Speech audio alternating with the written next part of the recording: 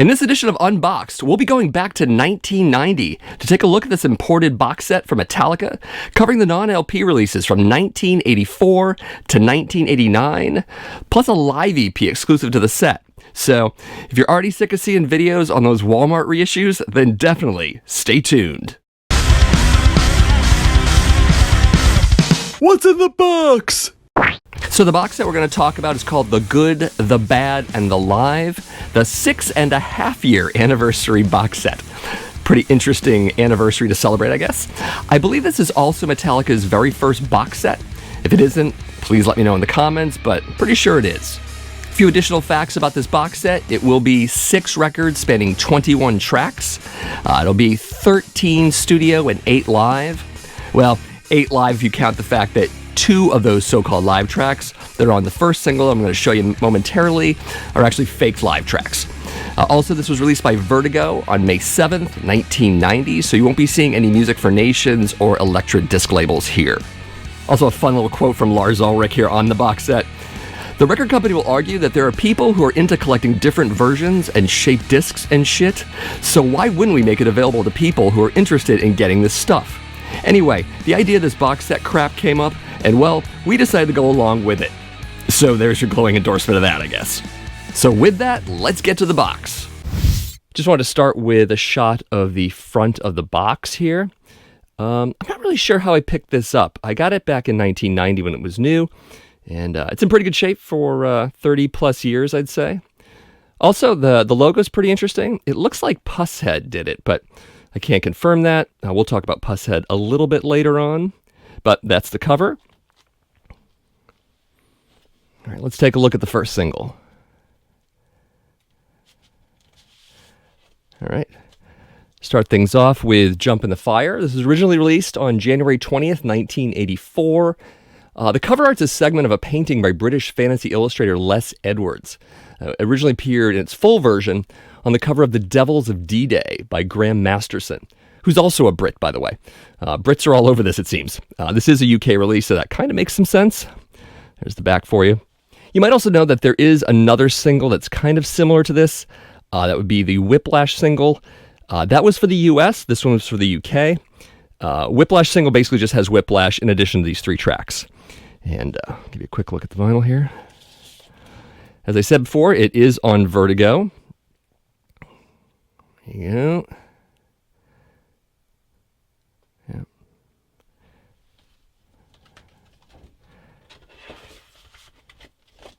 go. Technically, this is their second single, if you count Whiplash as the first one, which of course you should. Either way, this is the single with the 2 faked live tracks. We should probably go back to that side again so you can see that. It's Seek and Destroy and Phantom Lord. It's pretty funny. If you go to Metallica.com, they actually have the word live in quotes. So a little bit of a tip off there. It's definitely better to think of them as alternative versions of classic tracks, but with crowd sounds dubbed in. But they're cool. I like the versions of both Seek and Destroy and Phantom Lord on this one. Some folks actually prefer those versions of the originals on Kill 'Em All. By the way, let me know in the comments which way you come down on that. I'd like to hear that opinion, of course. Next up is the Creeping Death single. This was released on November 23rd, 1984. If you've ever wondered about the cover art here, it's kind of interesting. It was done by San Francisco artist Alvin Petty, whom Kirk Hammett knew. This is the only commercial single from Ride the Lightning, by the way. Although 2 promo singles for Fade to Black and For Whom the Bell Tolls were out, but those were promo only. 2 cover songs on the B-side, of course. Am I Evil, originally done by Diamond Head, and Blitzkrieg by Blitzkrieg. If you look at the listing, well, there's the Creeping Death, but if you look at the listing on the B-side, you can see that it says, I Am Evil, instead of Am I Evil, which is pretty fun. Again, Vertigo labels, 1980s Vertigo labels, early 90s as well, of course. Collectively, this B-side is known as Garage Days Revisited. A lot of people kind of wonder why Garage Days Revisited has its name, and that's why. Creeping Death was a big song for Metallica, fan favorite, staple live track. But it's also funny because it's basically a Bible story, which is kind of hilarious, actually. Anyways, Creeping Death. Next up is a little bit of a surprise, I think. There's an EP here. You might know this one a little bit. This is Garage Days re-revisited, originally released on August 21st, 1987. This is the first EP from Metallica. Obviously, an EP full of, big surprise here, cover songs. As you have Helpless, and The Small Hours, The Wait, Crash Course in Brain Surgery, Last Caress, Green Hell. And pretty interesting. This is the first release with Jason Newsted, their bass player. Formerly of Flotsam Jetsam, he replaced Cliff Burton, of course, when he died. Of course, you also get all these tracks on their Garage Incorporated album, which came out in 1998. Though the EP itself was reissued by Blacken Recordings in 2018, if you're looking to get it. Great little EP. I think a lot of people already know this one quite well. Of course, there are the Vertigo labels again. And the B-side. Next up is Harvester of Sorrow. There. Originally released on August 28th, 1988. The artwork is by Pusshead. We are now mentioning Pusshead here. He's done a lot of art for a number of bands. The Misfits are probably the other really well-known band. He did a lot of skater art as well. The first single released for a track from their 1988 album, Injustice for All. This is the first single, as I said. The B-side is cover songs. Again, we got Bread Fan and The Prince. The Prince is a Diamond Head song. Bread Fan is Budgie. The track has some significance for me. I got to hear this for the first time live during the Monsters of Rock Festival back in the summer of 1988. It was the only Monsters of Rock to ever make it to the United States, by the way. Van Halen was there, Scorpions, Dokken, and Kingdom Come. I actually watched Kingdom Come.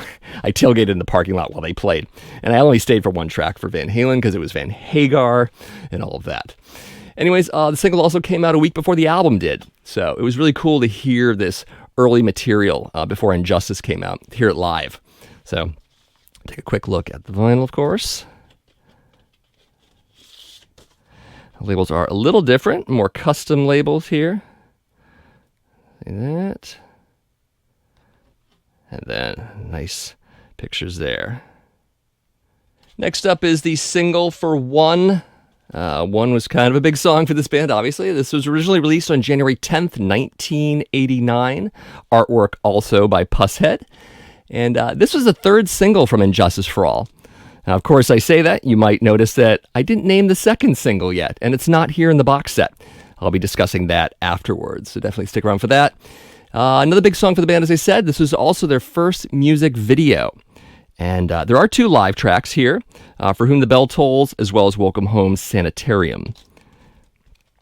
We'll take a quick look here. More custom labels. There. And right there. Of course, one of the best things about this box set is the bonus live EP here.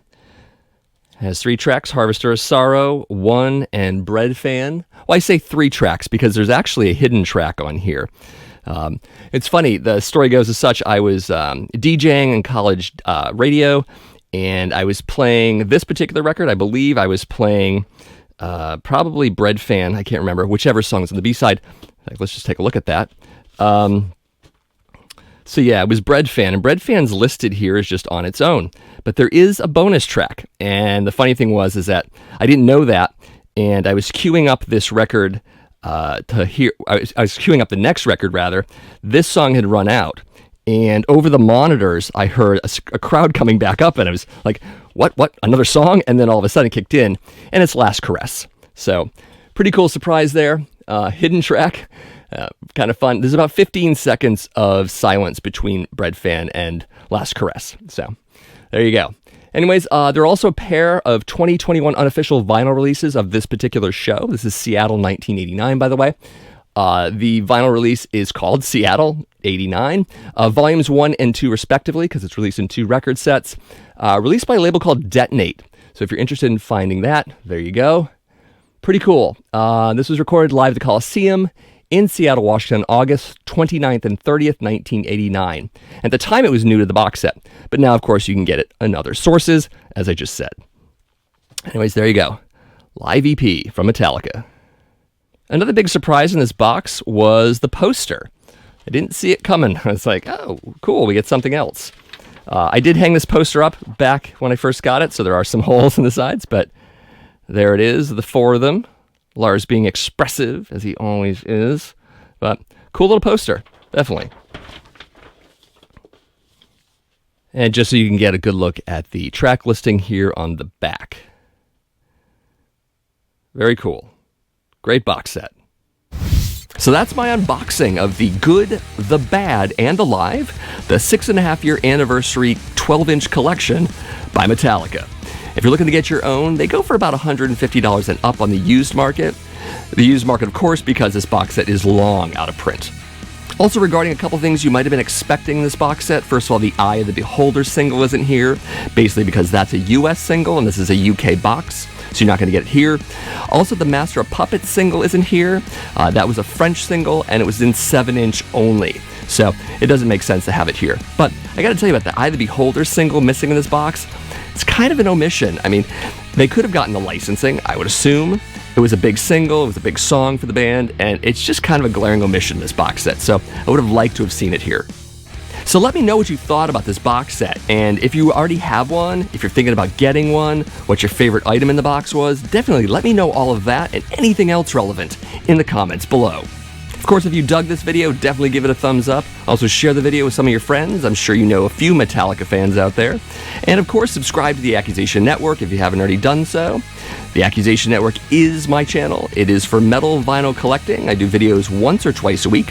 Check out the videos, check out the playlists, and have a ball. So thanks for watching, and I'll see you in the next video.